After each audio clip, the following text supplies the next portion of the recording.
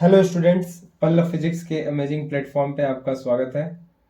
तो जैसा मैंने कमिटमेंट किया था कि एमसीक्यूज लेके आएंगे, असर्शन एंड रीजनिंग वो भी लेके आएंगे। तो आज पहले एमसीक्यूज देखते हैं, फिर असर्शन एंड रीजनिंग भी अगले लेक्चर में जरूर लेके आएंगे। ठीक है, तो चलिए कुछ क्वेश्चंस आज एमसीक्यूज पे बात करेंगे।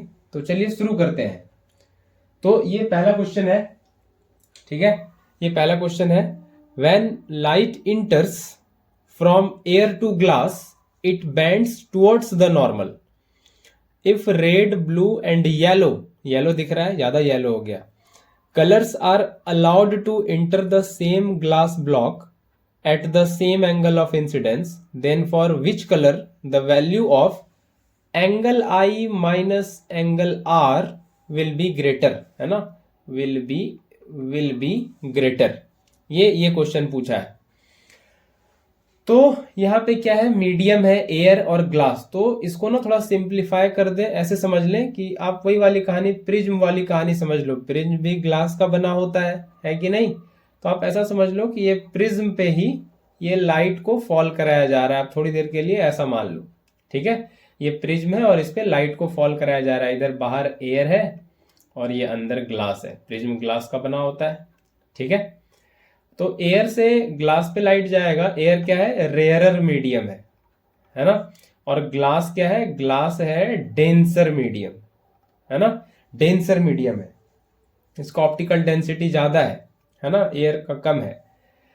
तो रेयर से डेंसर जाता है तो क्या होता है, नॉर्मल की तरफ बेंड करता है ना, नॉर्मल की तरफ बेंड करता है। तो ये लाइट जब ऐसे इंटर करेगा, ये लाइट जब ऐसे इंसिडेंट करेगा, पहले तो यहाँ पे ये ग्लास के सरफेस पे, ये इंटरफेस पे, एयर ग्लास के इंटरफेस पे, तो यहाँ हम ऐसे बनाएंगे नॉर्मल, है ना। और नॉर्मल के बाद क्या होता है, ये बैंड कर जाता है, ये बैंड कर जाता है नॉर्मल की तरफ, है ना। ये बैंड कर जाता है नॉर्मल की तरफ, है कि नहीं? ये बैंड कर जाता है नॉर्मल की तरफ। और फिर हम यहाँ बनाते हैं नॉर्मल, और फिर ये यहाँ से ये अवे हो जाता है, ये नॉर्मल से दूर चले जाता है, क्योंकि डेंसर से वापस रेयरर में जा रहा है। तो ये जो नॉर्मल है, ये जो नॉर्मल है इससे दूर चले गया, है ना। ये इमरजेंट रे, इसको कहते हैं इमरजेंट रे, है ना। तो बस ऐसे समझने के लिए थोड़ी देर के लिए प्रिज्म वाला ही कहानी लेके समझ रहे हैं। तो यहाँ पे मेरे पास 3 लाइट है। कौन कौन सा कलर है, सॉरी कलर, लाइट तो जो भी है, कलर मेरे पास 3 है। कलर रेड, ब्लू और येलो, है ना। रेड, ब्लू, येलो कलर का लाइट है, ठीक है। तो रेड, ब्लू और येलो इसमें इंटर कराया जा रहा है इस ग्लास बॉक्स से। एंगल ऑफ इंसिडेंस सेम है तीनों लाइट के लिए, है ना। रेड, ब्लू, येलो तीनों के लिए एंगल ऑफ इंसिडेंस सेम है। एंगल ऑफ इंसिडेंस क्या होता है, ये इंसिडेंट रे ये जो नॉर्मल के साथ कितना एंगल बना रहा है, ये है एंगल ऑफ इंसिडेंस, ठीक है, ये है एंगल ऑफ इंसिडेंस। तो तीनों के लिए एंगल ऑफ इंसिडेंस सेम है। तो बोल रहा है किस कलर के लिए आई माइनस आर का वैल्यू ज्यादा होगा। तो आई माइनस आर कौन सा, मतलब ये जब इंटर करेगा तो ये क्या हो गया, ये हो गया एंगल आर, है ना। ये हो गया एंगल आर की रिफ्रैक्टेड रे नॉर्मल के साथ कितना बनाया। तो आई माइनस आर कौन सा एंगल हुआ, है ना, ये देखना पड़ेगा। आई माइनस आर कौन सा एंगल हुआ यहाँ पे। तो यहाँ पे ऐसे देख लें कि ये अगर इंसिडेंट रे, अगर यहाँ पे ग्लास नहीं होता तो ये किधर जाता, ये इधर जाता कुछ ऐसे, है कि नहीं। अगर ग्लास नहीं होता तो ऐसे जाता, है कि नहीं। अगर ग्लास नहीं होता यहाँ पे तो ये ऐसे जाता, सीधा ऐसे नहीं, ये ऐसे निकल जाता, कोई रिफ्लेक्शन नहीं, कोई बेंडिंग नहीं।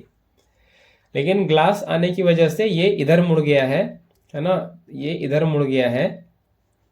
तो आप ऐसे इंटरसेक्टिंग लाइन से कॉन्सेप्ट से देखें कि ये इंसिडेंट रे इधर और ये नॉर्मल इधर, ये है एंगल आई, और यहाँ पे एक लाइन है बीच में, ये वाला, ये एक लाइन है ऐसे बीच में जो बैंड किया है रे, ये वाला है रिफ्रैक्टेड एंगल ऑफ रिफ्रैक्शन, और ये वाला एंगल यही है आई माइनस आर, यही है आई माइनस आर। कैसे हुआ ये आई माइनस आर, ये आई है तो क्या होगा, ये पूरा आई होगा, है ना। वर्टिकली अपोजिट एंगल, मैथ्स में आपने पढ़ रखा है, वर्टेक्स के अपोजिट जो एंगल है वो बराबर होता है। तो ये आई है तो ये भी आई होगा, है ना, ये आई है तो ये भी आई होगा। तो ये वाला एंगल जिसको आई माइनस आर लिखे हैं, उसको अगर हम कुछ एक्स कह लें थोड़ी देर के लिए, इसको कह लेते हैं एक्स। तो क्या होगा, x प्लस आर ये बराबर होगा आई के, और x यहां से क्या हो जाएगा, आई माइनस आर। तो यानी कि ये वाला एंगल है आई माइनस आर। मतलब इंसिडेंट रे ये जो बेंट किया है ग्लास आने की वजह से, वो कितने एंगल से बेंट किया है, वही है आई माइनस आर, है ना, वही है आई माइनस आर। तो इसका वैल्यू ज्यादा पूछा है किसके लिए होगा, तो यहां से ऐसे सोच लें सीधा सीधा, तो जो जो सबसे ज्यादा बेंट करेगा उसके लिए ज्यादा वैल्यू होगा, नहीं है कि नहीं। ये यहाँ बेंट कर रहा है ऐसे, ये इंसिडेंट रे ऐसे जा रहा है और ग्लास आ जाने की वजह से ये यहाँ से ऐसे रिफ्रैक्ट कर गया ऐसे, तो ये वाला एंगल है आई माइनस आर। तो ये जितना ज्यादा बेंडिंग होगा, जैसे ये और ज्यादा बेंड किया तो और ज्यादा वैल्यू होगा आई माइनस आर का, ये और ज्यादा बेंड किया तो और ज्यादा वैल्यू होगा आई माइनस आर का, है कि नहीं।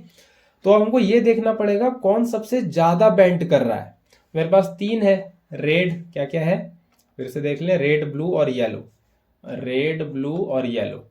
तो कौन सबसे ज्यादा बेंड करेगा, कौन सबसे ज्यादा रिफ्रैक्ट करेगा, जो सबसे ज्यादा करेगा उसी के लिए आई माइनस आर ज्यादा होगा। तो हमको पता है कि कौन सबसे ज्यादा बेंड करता है, किसको मोड़ना सबसे ज्यादा आसान है, ये पहले लेक्चर में बता चुके हैं बहुत डिटेल में। जो सबसे धीमे चलता है ना, जो सबसे धीमे चलेगा उसको मोड़ना आसान है ना, उसको मोड़ना तोड़ना आसान है ना।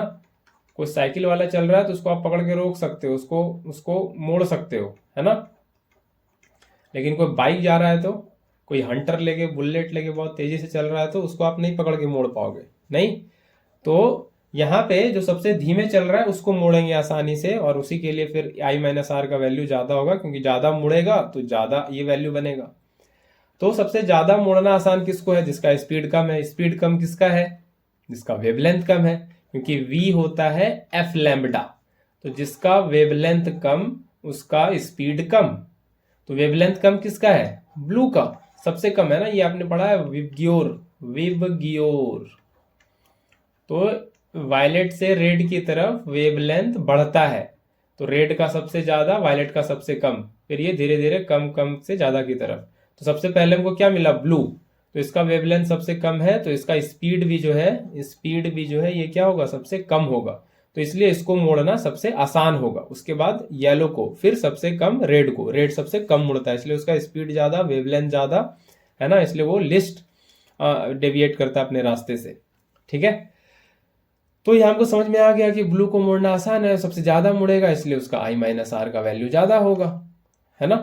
क्लियर है क्या। तो यहाँ पे मेरा आंसर हो जाएगा ब्लू, है ना, यहाँ पे आंसर हो जाएगा ब्लू, ठीक है। क्लियर है, ये लॉजिक क्लियर हुआ। तो जो सबसे ज्यादा मुड़ेगा उसके लिए आई माइनस आर ज्यादा होगा, है ना, ठीक है, ये भी क्लियर हो गया। या इसको दूसरे तरह से भी समझ सकते हैं, वो भी समझा दें। इसको दूसरे तरह से भी समझा दें, एक तरह से और समझा दें, वो भी क्लियर रहना चाहिए, सारा तरीका क्लियर रहना चाहिए।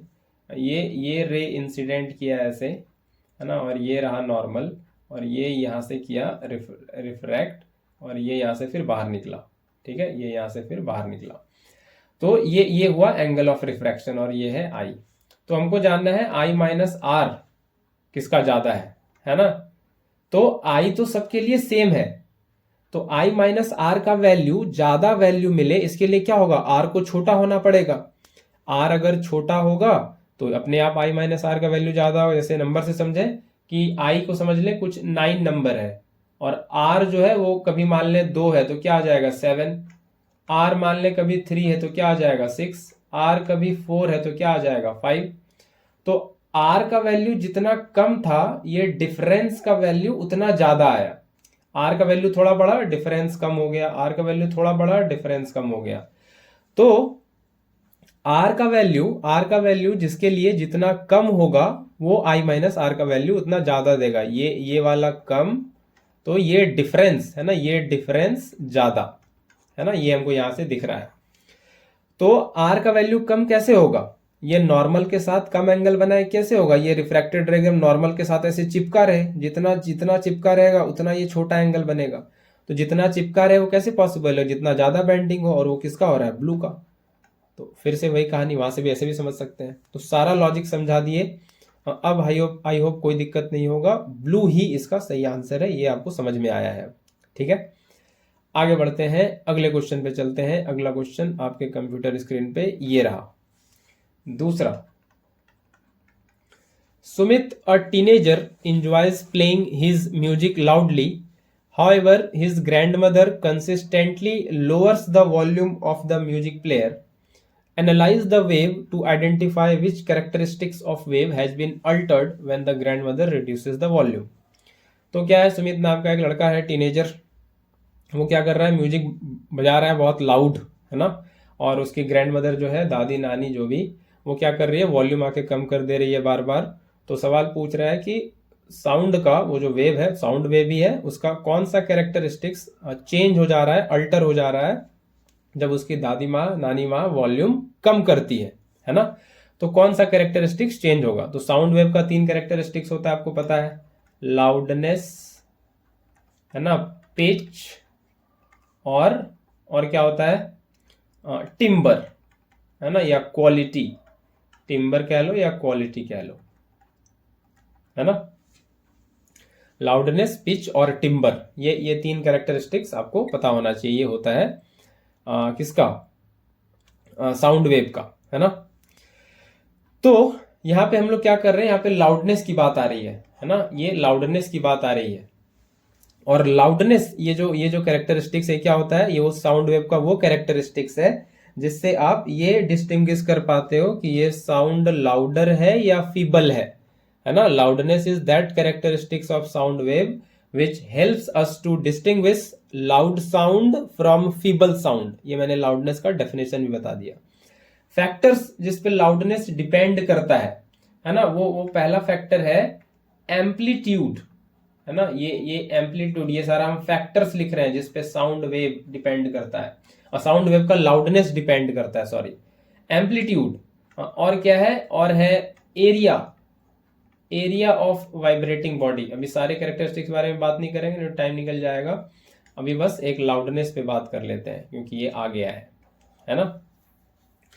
एरिया ऑफ वाइब्रेटिंग बॉडी और डिस्टेंस, है ना, distance between source of sound and listener, है ना, ये इस पे, ठीक है, इस पे लाउडनेस डिपेंड करता है।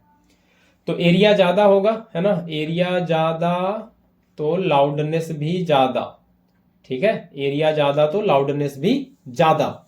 डिस्टेंस, सोर्स जहां से आवाज आ रही है उसके पास आप जितना करीब रहोगे साउंड उतना लाउड लगेगा, है ना। डीजे के करीब रहोगे तो साउंड लाउड लगेगा, डीजे आपसे दूर जाएगा तो साउंड धीरे धीरे फेंटर होता जाता है ना। तो लाउडनेस, तो डिस्टेंस जितना कम साउंड उतना लाउड, ठीक है, ये भी समझ में आ गया। एम्पलीट्यूड, ये लाउडनेस जो है, ज्यादा टेक्निकल लिखें तो ये डायरेक्टली प्रोपोर्शनल है एम्पलीट्यूड के स्क्वायर का, है ना। मतलब एम्पलीट्यूड जितना ज्यादा लाउडनेस उतना ज्यादा, आप ऐसे समझ लो बस, एम्पलीट्यूड जितना ज्यादा लाउडनेस उतना ज्यादा, है ना। लाउडनेस बेसिकली साउंड का इंटेंसिटी है ना। लाउडनेस जो है वो साउंड का इंटेंसिटी है, इंटेंसिटी, साउंड एक वेव है ना। साउंड क्या है, साउंड एक वेव है, लॉन्गिट्यूडनल वेव, ठीक है।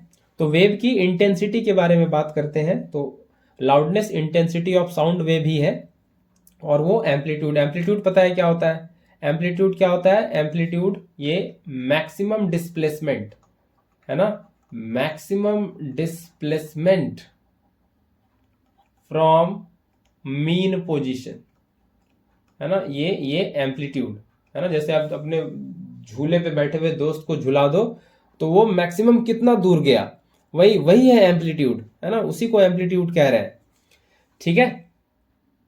तो एम्पलीट्यूड जितना ज्यादा होगा साउंड उतना लाउड होगा, है ना, साउंड नहीं, साउंड।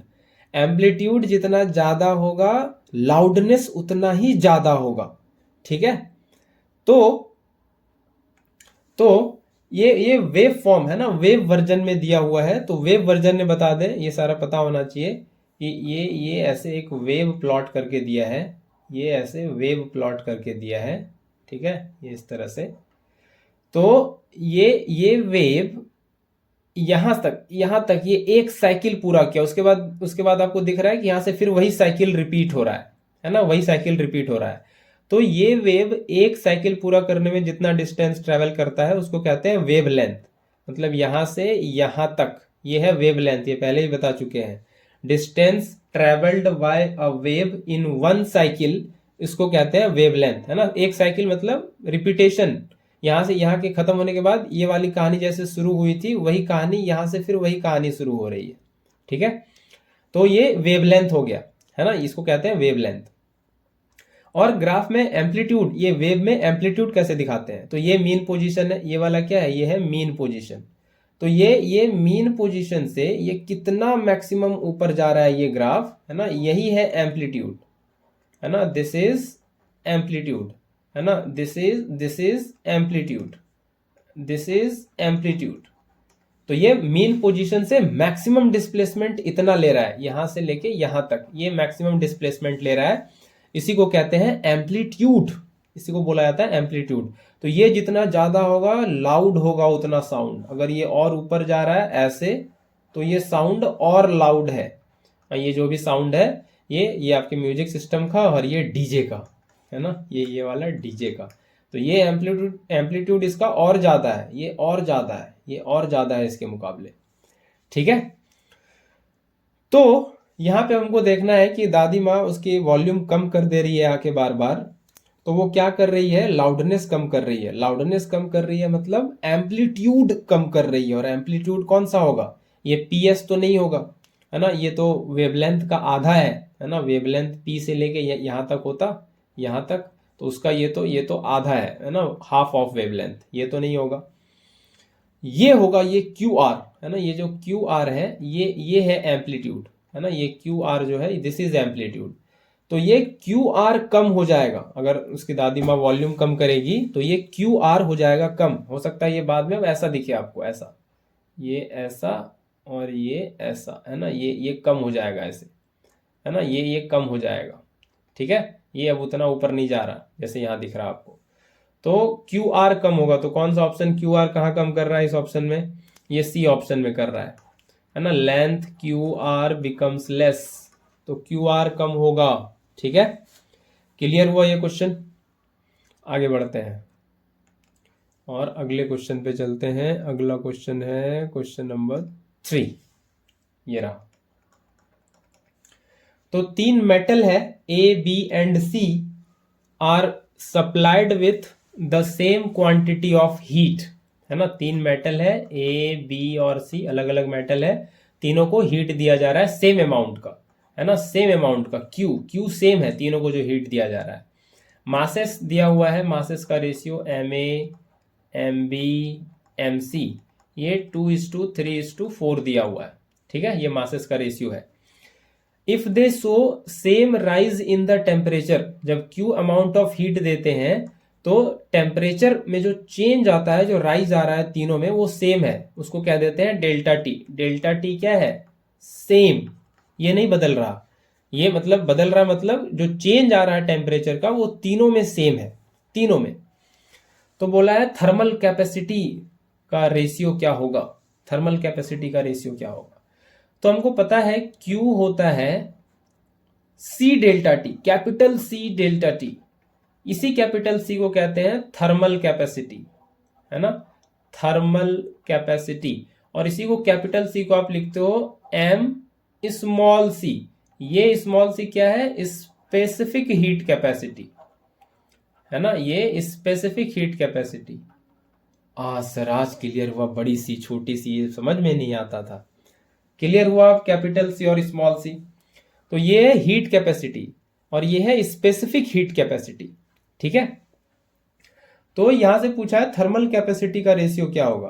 तो यहां से हमको दिख रहा है कि ये कैपिटल सी होगा Q by delta T. Q भी सेम है दोनों तीनों के लिए और डेल्टा टी जो है ये भी सेम है तीनों के लिए। तो तीनों के लिए जब सेम ही है तो तीनों के लिए वैल्यू C का सेम आएगा, है ना। जो भी आप Q का वैल्यू दे रहे हो, मान लो 10 जूल दे रहे हो और टेम्परेचर का चेंज मान लो 2 डिग्री सेल्सियस से आ जा रहा है, तो हर एक का, A का, B का, C का, सभी का हीट कैपेसिटी ये 5 जूल पर डिग्री सेल्सियस या पर केल्विन ही तो आएगा, नहीं, अगर आप सेम ले रहे हो तो। और सबको जब रेशियो लोगे तो सब कट जाएगा, 5 5 5 1:1:1 आ जाएगा। तो इसका सीधा आंसर पहला ऑप्शन हो जाना है ए, 1:1:1। ज्यादा कुछ सोचना ही नहीं है इसमें, है ना, ज्यादा कुछ सोचना ही नहीं है।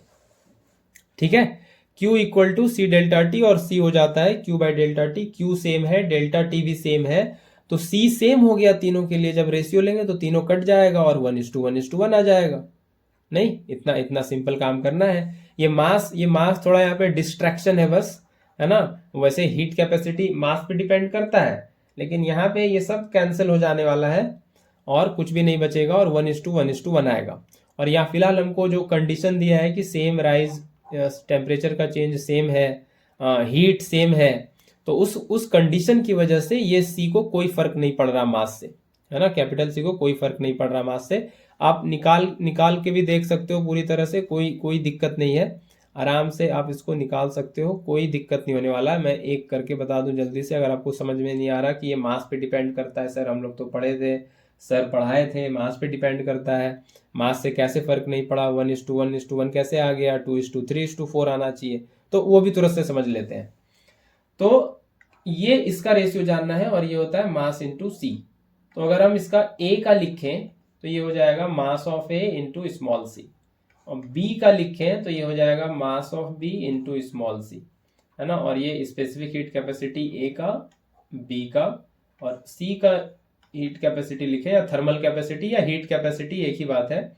ये मास ऑफ सी और कैपिटल सी, ये सी का, ओ सॉरी सॉरी सॉरी, ये कैपिटल सी नहीं, ये स्मॉल सी, ये यहाँ पे स्पेसिफिक हीट कैपेसिटी है। ठीक है, तो अब यहां से बस आपको क्या करना है, सबका आपको पता है, ए का मास, बी का मास, सी का मास, है ना, और सी ए रख देना है बस। तो सी ए निकालें तो ए का मास कितना दिया हुआ है, 2:3:4, तो रेशियो कांस्टेंट कह रहे हैं और ए का मास क्या दे रहे हैं, 2x, है ना। रेशियो कांस्टेंट ले लिए x और ए का मास हो गया 2x।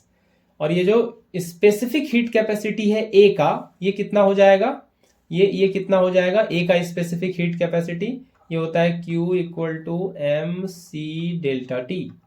तो यहां से स्पेसिफिक हीट कैपेसिटी हो जाएगा Q by M delta T. तो ए का जब लिखेंगे तो Q सेम, मास की जगह क्या लिखेंगे, 2x ए का मास और डेल्टा टी, तो ये 2x कट जाएगा, ये आएगा Q बाय डेल्टा टी सारे केस में। फिर CB का जब लिखने जाएंगे तो B का मास कितना है, 2:3:4, तो 3x, और CB फिर क्या लिखेंगे, Q bye 3x delta T, क्योंकि मास ये वाला मास, ये वाला, तो ये 3x कट जाएगा, फिर से Q बाय डेल्टा टी, ये लीजिए। C 2:3:4 और फिर Q बाय स्मॉल सी का वैल्यू, ये वाला स्मॉल सी का वैल्यू रख रहे हैं, Q bye 4x delta T, ये 4x कट जाएगा, फिर से Q बाय डेल्टा टी।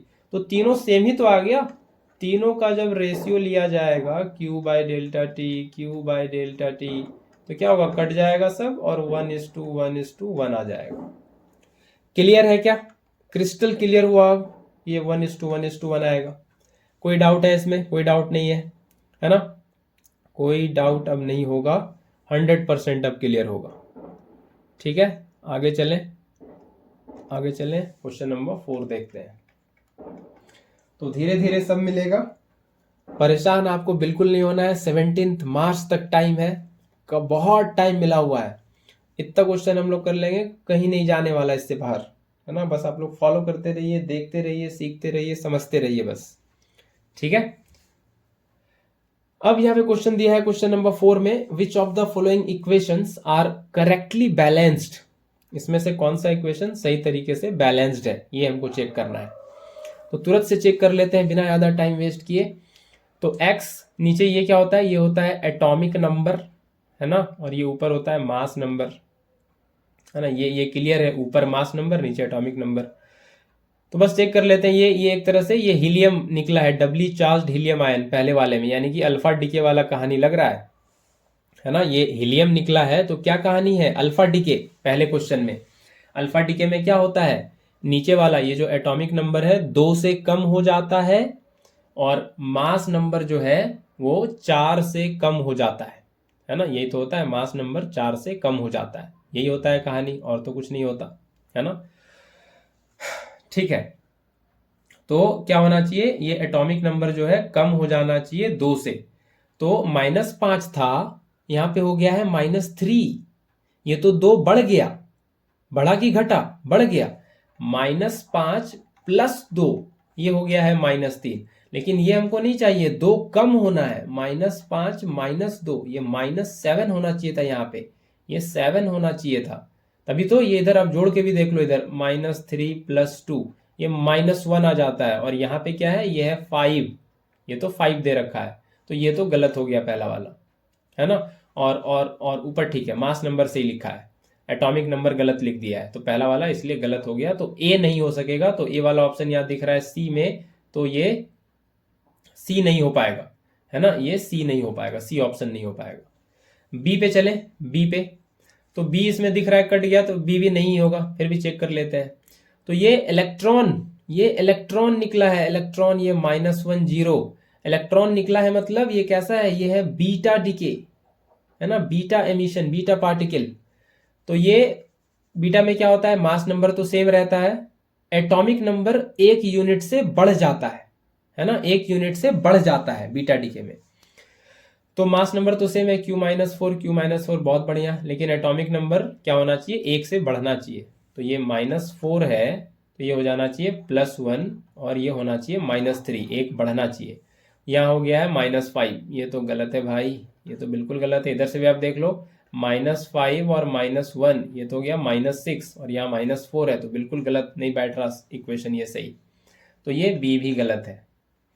सी पे चले, तो सी में क्या हो गया, सी में फिर से alpha decay doubly charged helium ion निकला है, तो एटॉमिक नंबर 2 से कम होगा, मास नंबर 4 से कम होगा। यहाँ पे बिल्कुल सही है, पहला वाला चीज सही कर लिया। यहाँ पे -5 बोले थे ना, यहाँ पे -7 आना चाहिए, ये आ गया 7, है ना, तो ये सही है। और ये मास नंबर भी 4 से घट गया है, -1 से -5, तो ये बिल्कुल सही है सी, ये परफेक्ट अल्फा डीके दिखा रहा है, तो सी सही है। अब सी सही है, ये 2 ऑप्शन में है, बी में भी है और डी में भी है। तो चेक कर लेते हैं क्या डी सही है, तो डी ऑप्शन होगा, अगर डी नहीं होगा तो फिर बी ऑप्शन होगा। तो देख लेते हैं डी क्या है। डी में बीटा डीके हो रहा है और 2 इलेक्ट्रॉन ऐसे एमिट हो रहा है ना, दो इलेक्ट्रॉन, 2 नेगेटिवली चार्ज पार्टिकल ऐसे एमिट हुआ है, ये 2 लगा हुआ है आगे, है ना, 2 लगा हुआ है। तो ये भी आपको ध्यान रखना पड़ेगा, ये 2 कोएफिशिएंट भी ध्यान रखना पड़ेगा। तो चार्ज में तो कोई इशू नहीं है, ये ऊपर 0 जो लगा हुआ है वो मास नंबर, उससे तो कोई दिक्कत है नहीं यहाँ पे। तो ये Q-4 और ये 2 × 0 0, तो ये Q-4 ये वाला तो बैलेंस्ड है, Q-4 वाला कहानी तो बैलेंस्ड है। नीचे वाला कहानी देखें तो ये P-7 है इधर, और इधर P-5, और इधर 2 × -1, है ना, ये ऐसे 2 इलेक्ट्रॉन -1 है, मतलब ये नीचे 2 × -1 यानी कि -2। तो ये P-5 है ना, इधर लिखें P-5 और -2, ये होगा P-7, है ना, P-7। तो ये P-7 बिल्कुल सही है, ये मैच कर रहा है बिल्कुल सही से, ये डी भी सही है। तो बोथ सी एंड डी ये सही होगा, बोथ सी एंड डी।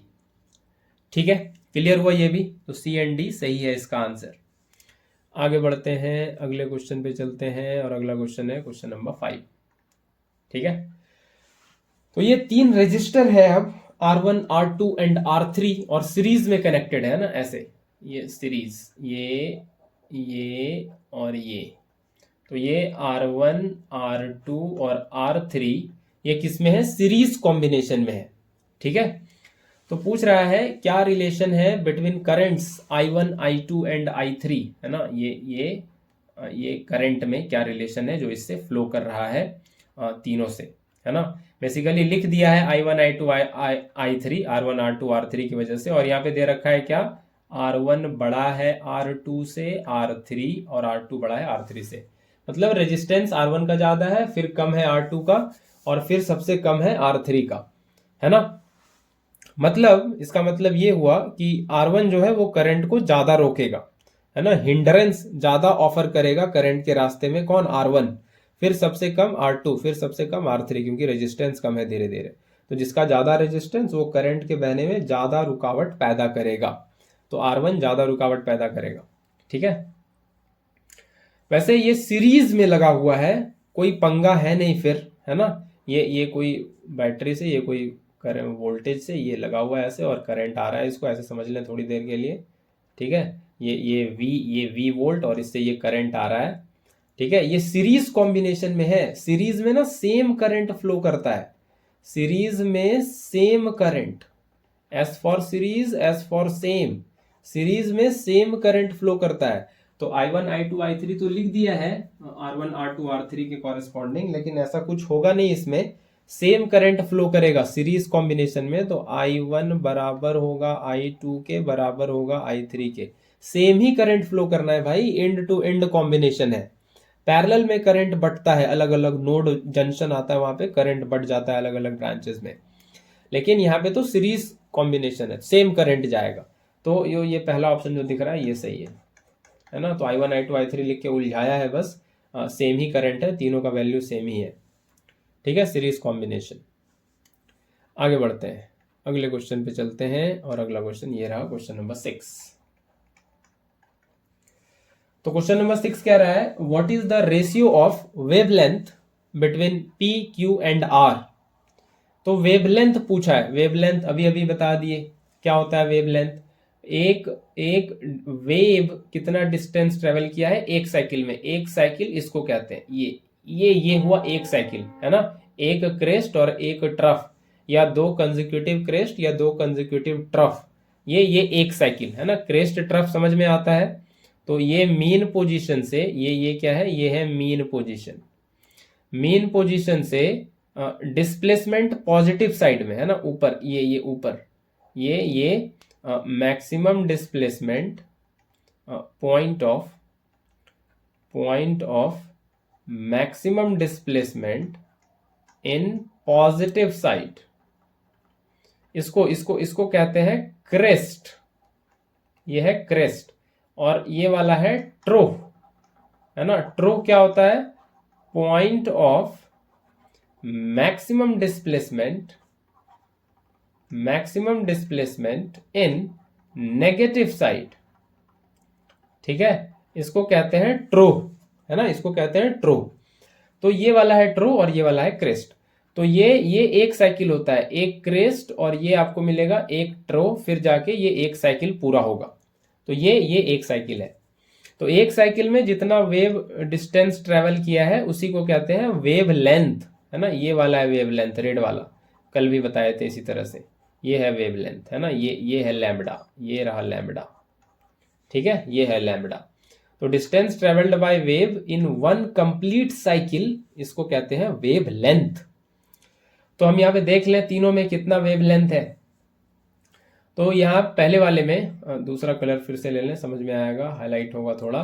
पहले वाले में पी वाले में, ये पी वाले को पकड़ लिए अभी, पी क्यू आर तीनों का रेशियो देखेंगे। इसमें कितना वेवलेंथ है, वेवलेंथ कितना है, तो दिख रहा है हमको यहाँ पे कि ये यहाँ से चला और ये यहाँ, है ना, ये यहाँ से चला और ये यहाँ, ये एक वेवलेंथ हो गया, है ना, ये एक वेवलेंथ हो गया इतना, ये यहां से यहां हो गया, ये हो गया लैम्बडा, है ना, ये हो गया लैम्बडा, ये एक वेवलेंथ। और फिर उसके बाद दिख रहा है हमको, यहाँ के बाद हमको दिख रहा है क्या, आधा वेवलेंथ, आधा दिख रहा है, ये आधा है। इसको अभी पूरा होना चाहिए था इधर ऐसे आगे, लेकिन ये नहीं दिया हुआ है, यहीं तक दिया हुआ है, आधा दिया हुआ है, यानी कि ये आगे दिया हुआ है लैम्बडा बाई 2। तो कितना हो गया वेवलेंथ पी में, लैम्बडा प्लस लैम्बडा बाई 2, यानी कि 3 लैम्बडा बाई 2। क्लियर है क्या, क्लियर हुआ। क्यू में देखें तो क्यू में तो सिंपल है, ये एक क्रेस्ट एक ट्रफ, तो ये तो दिख रहा है एक वेवलेंथ सीधा सीधा, है ना, ये एक साइकिल पूरा किया वेव तो एक वेवलेंथ। तो क्यू में तो एक वेवलेंथ है लैम्बडा, यहां से यहां तक, इसी को कहते हैं वेवलेंथ। आर में क्या कहानी है, आर में ये गया और ये आधे में रह गया। अगर ये आगे ऐसे होता फिर बोलते कि एक वेवलेंथ हुआ, लेकिन फिर ये यहाँ नहीं है, ये आधा ही करके छोड़ दिया, तो ये आधा वेवलेंथ है और ये है लैम्बडा बाई 2। ये क्या है, लैम्बडा बाई 2। तो आर में है लैम्बडा बाई 2। तो इसी तीनों का बस आपको रेशियो ले लेना है। तो रेशियो क्या बनेगा, 3 lambda by 2 is to lambda by 2, है ना, यही बनेगा। तो ये लैम्बडा लैम्बडा लैम्बडा मर जाएगा, ये रेशियो को, फ्रैक्शनल रेशियो को आप क्या कर लो, पहले फ्रैक्शन के फॉर्मेट में है, इसको इंटीजर फॉर्मेट में बना लो। तो कैसे बनाएंगे, 2 से डिवाइड कर देते हैं, सॉरी मल्टीप्लाई कर देते हैं, तो 3/2 into 2 is to 1:2, 1 is to 1/2 into 2। ये 2 से 2 कटेगा और ये 2 से 2 कटेगा, तो ये बन जाएगा 3:2:1, है ना। ये रेशियो बन जाएगा 3:2:1, है ना। ये आ जाएगा इसमें रेशियो 3:2:1, ठीक है। तो ये पहला ऑप्शन दिख रहा है। क्लियर हुआ क्या, वेवलेंथ पहचानने आ रहा है, वेवलेंथ पहचानने आ रहा है। आगे बढ़े, अगले क्वेश्चन पे चलें। ये रहा क्वेश्चन नंबर 7। तो a ray of light passes obliquely from an optical medium of refractive index 1.33 to another medium of refractive index 1.5. While passing from first medium to second, the light ray will, ये आप ही बताओ, ये तो आसान सा question है ना। तो ये पहले समझ लें, ये इंटरफेस है और इधर मीडियम है जिसका रिफ्रैक्टिव इंडेक्स 1.33 है, और इधर जो मीडियम है उसका रिफ्रैक्टिव इंडेक्स 1.5 है। किसका होता है 1.5, ग्लास का। और किसका होता है 1.33, वाटर का। 4/3 जो आप कहते हो, 4/3 वही तो आएगा 1.33 डिवाइड करके, ठीक है। तो इसमें क्लियरली दिख रहा है कौन सा डेंसर हुआ, ग्लास। रिफ्रैक्टिव इंडेक्स इसका ज्यादा है, जिसका रिफ्रैक्टिव इंडेक्स ज्यादा वो मीडियम उतना ज्यादा डेंसर, है ना। तो ये ग्लास बहुत ज्यादा डेंसर है वाटर के मुकाबले। तो इसमें एक लाइट रे पहले ऑब्लिकली समझ में आता है कि जब लाइट रे इंसिडेंट हो रहा है एट सर्टेन एंगल, है ना, एट सर्टेन एंगल, तो इसको कहते हैं ऑब्लिक इंसिडेंस। तो नॉर्मल के साथ कुछ एंगल पे जब लाइट रे इंसिडेंट करता है तो इसको कहते हैं ऑब्लिक इंसिडेंस, ठीक है। तो ये इस इंटरफेस पे ये रहा नॉर्मल, ये क्या है, दिस इज नॉर्मल। और लाइट रे कुछ एंगल पे ऐसे इंसिडेंट किया, है ना, ये इसी को कहते हैं ऑब्लिक इंसिडेंस, ठीक है, ऑब्लिक इंसिडेंस। तो ये आई, तो ये वाटर क्या है, ग्लास के मुकाबले रेयरर है फिलहाल, क्योंकि ग्लास डेंसर है। तो वाटर क्या है, वाटर हो गया rarer with respect to glass, क्योंकि ग्लास ज्यादा डेंसर है। तो दो मीडियम में ऐसे पता करते हैं कौन रेयरर कौन डेंसर, उसके रिफ्रैक्टिव इंडेक्स से ये आइडिया लग जाता है। नहीं, जिसका रिफ्रैक्टिव इंडेक्स ज्यादा वो ज्यादा डेंसर, जिसका कम वो कम डेंसर, वो रेयरर। तो यहाँ पे ग्लास वाटर है तो वाटर फिलहाल रेयरर हो गया, ग्लास डेंसर हो गया।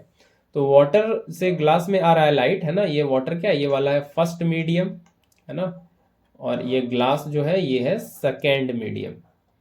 तो वाटर से जब ग्लास में आएगा तो क्या होगा, नॉर्मल की तरफ बेंड करेगा ऐसे, है ना, ये नॉर्मल की तरफ, ये एंगल आर। तो नॉर्मल की तरफ बेंड कर गया तो ये बेंड टुवर्ड्स द नॉर्मल। तो यहाँ पे एक क्वेश्चन मैं आपके लिए छोड़ रहा हूं, आप लोग सोचना।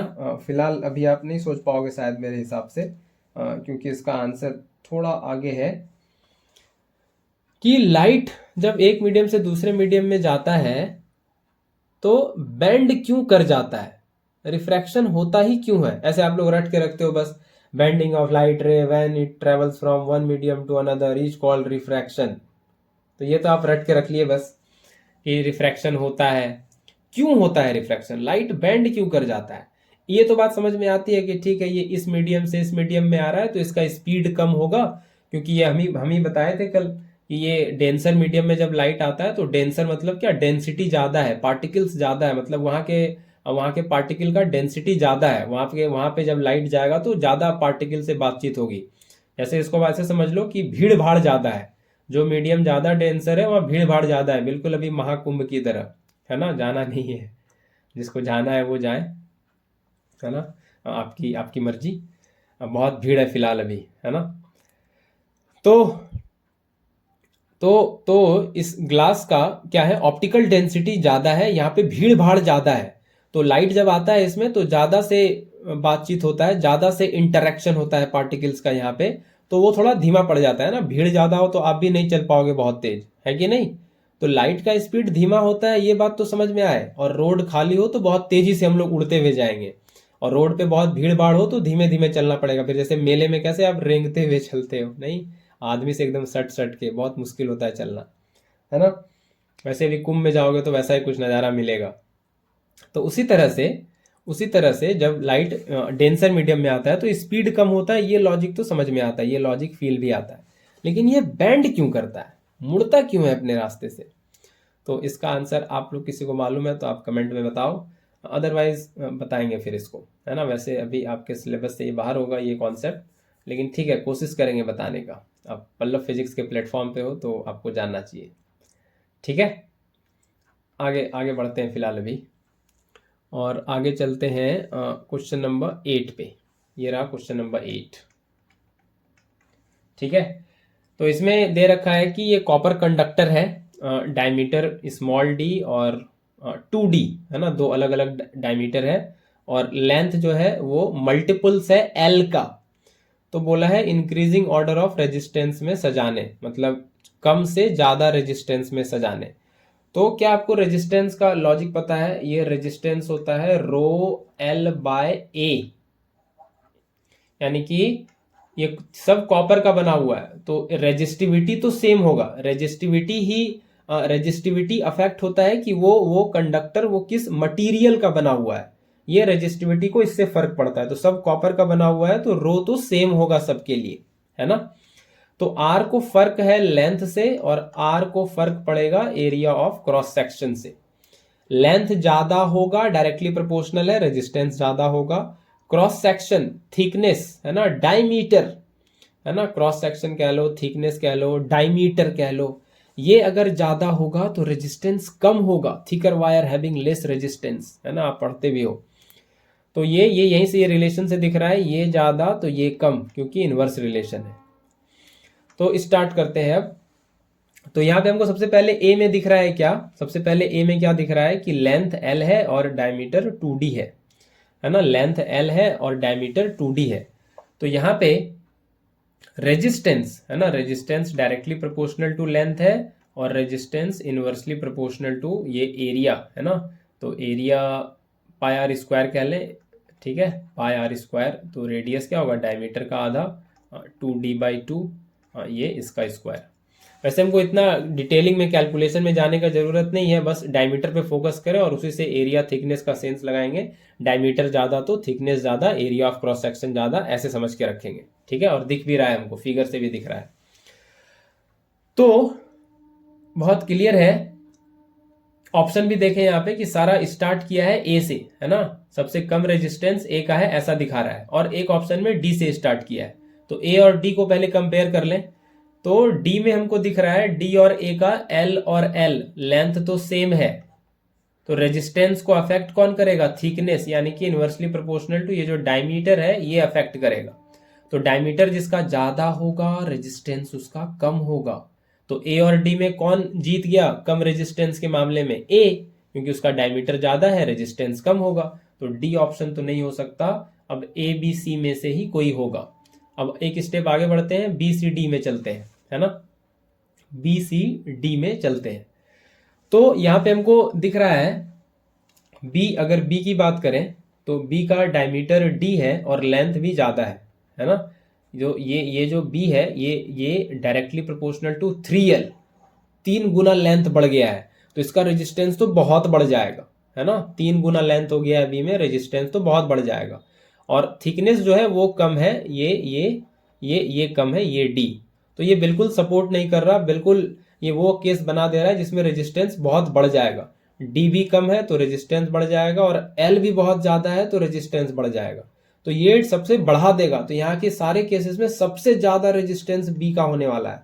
तो बी ऑप्शन एक में नहीं दिख रहा है लास्ट में, ये ए वाले ऑप्शन में, तो ए नहीं होगा। अब बचा बी और सी में, तो बी है लास्ट में यहाँ और ए है शुरू में यहाँ।